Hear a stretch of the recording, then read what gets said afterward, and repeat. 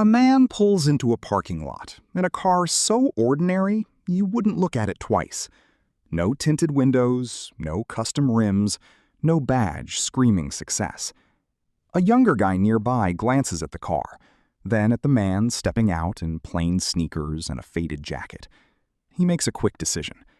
Probably doing okay, but nothing special. What he doesn't know is that the quiet man owns the building they're both standing in front of. That's the strange part about wealth nobody tells you. At the beginning, money wants to be seen. Later, money wants to disappear. And if you pay attention, you can watch that transformation happen in real time. Because there are stages to how people wear success. At first, wealth is loud. Then it becomes polished. Then careful. And eventually, invisible. This isn't really a story about money. It's a story about identity. About what happens when the things you once used to prove your worth slowly stop working. And about the day you realize the richest feeling in the world is not being admired. It's being unmoved. Let's start where most people start.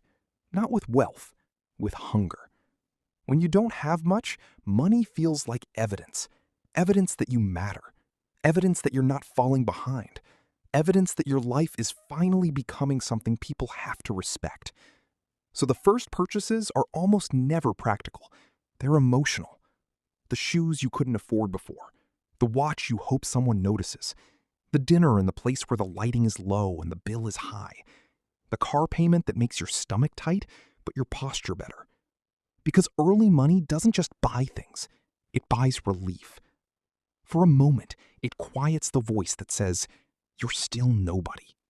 And that's why the flex is strongest when the foundation is weakest. People assume showing off comes from confidence. Usually, it comes from the absence of it. The logo becomes a language, a shortcut, a way to say, look, I'm not who I used to be. And maybe that works for a while. Maybe people do look. Maybe they compliment you. Maybe they envy you. Maybe they finally treat you like you belong in the room. But here's the part nobody says out loud. Validation is one of the most expensive subscriptions in the world.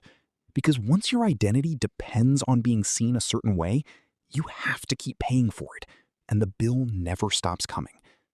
Then something changes. You earn more. Your lifestyle improves. The panic eases a little.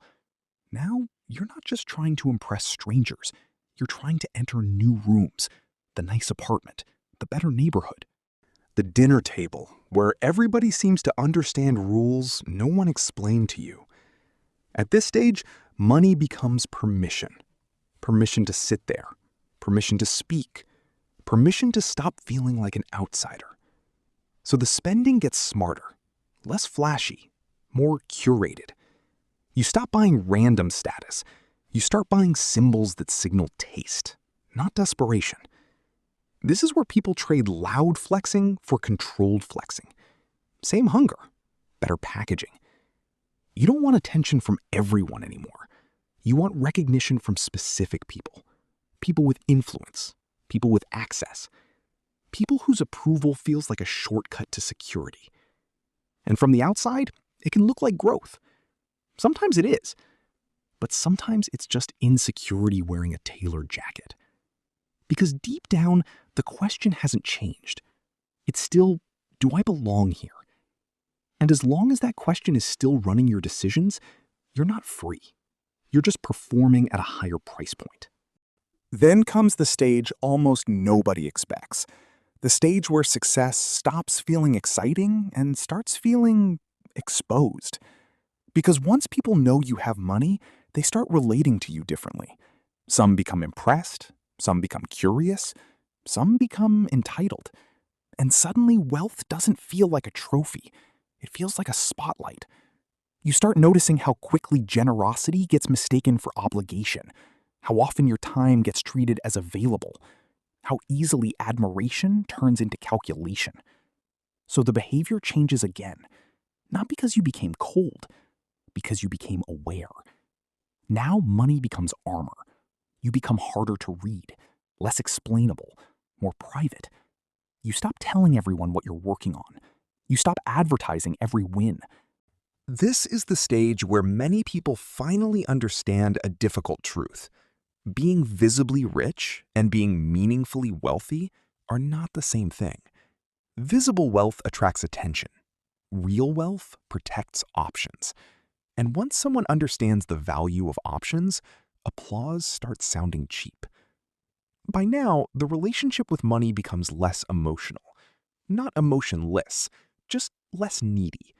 You stop asking money to tell you who you are. Instead, you start using it to create space. Space to say no. Space to leave bad partnerships. Space to rest without panic. Space to ignore opportunities that would have owned your life 5 years earlier. This is where the psychology of wealth gets really interesting. At this stage, the flex becomes unnecessary because your life no longer revolves around witnesses. You don't need strangers to confirm your success if your mornings are calm, if your bills don't own your choices, if your time belongs to you more than it used to. If you can walk away without your entire life collapsing, that's wealth too. Maybe the deepest kind. Not the kind that turns heads, the kind that lowers your blood pressure. And this is where a lot of people miss the point. They think rich people get quieter because they're pretending not to care. But often, they get quieter because they finally don't. And then, if someone stays in the game long enough, they reach the strangest stage of all.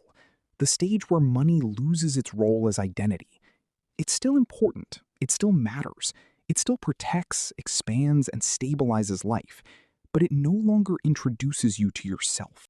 You can feel it in small moments. Someone underestimates you, and nothing in you rushes to correct them.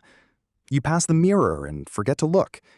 You sit in a normal restaurant and enjoy the food without wondering who's noticing. You buy quality because you like quality, not because you need an audience for it. That's the shift. Not from poor to rich, from performative to peaceful, from proving to choosing, from see me to I see clearly now. And ironically, this is the moment when a person often appears the least impressive to people who only understand success in visual terms.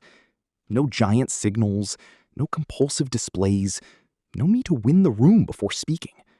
Just steadiness. And steadiness is hard to market. It doesn't trend, it doesn't photograph well, it doesn't trigger envy fast enough for the algorithm. But in real life, steadiness is power. Because when nothing external is carrying your sense of self, you become much harder to manipulate, much harder to bait, much harder to sell a fake dream to. That's why mature wealth often looks boring from the outside. Boring car, boring clothes, boring routines. But boredom, in this case, is a disguise. What looks boring is often freedom without theater. So why do the rich stop flexing? Some never do. Some stay trapped in performance forever, no matter how much they earn. But the ones who change usually learn the same lesson. Showing off is not the language of abundance. It's the language of unresolved hunger. The louder the need to be seen, the more likely something inside still feels unseen. And that doesn't make people shallow. It makes them human. Most of us begin there. Most of us, at some point, wanted the outfit, the car, the table, the proof.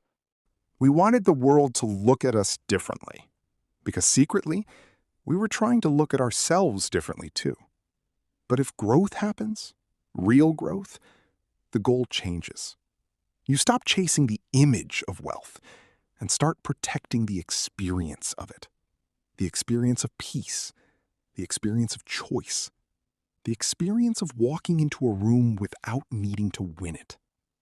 The experience of being underestimated and sleeping just fine anyway. That's when the volume drops. That's when wealth stops being a performance and becomes a condition. Quiet, stable, almost invisible. And maybe that's the final paradox.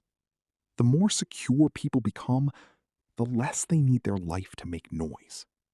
If you learned something from this video, please like, share, and subscribe for more amazing content like this. Thanks for watching.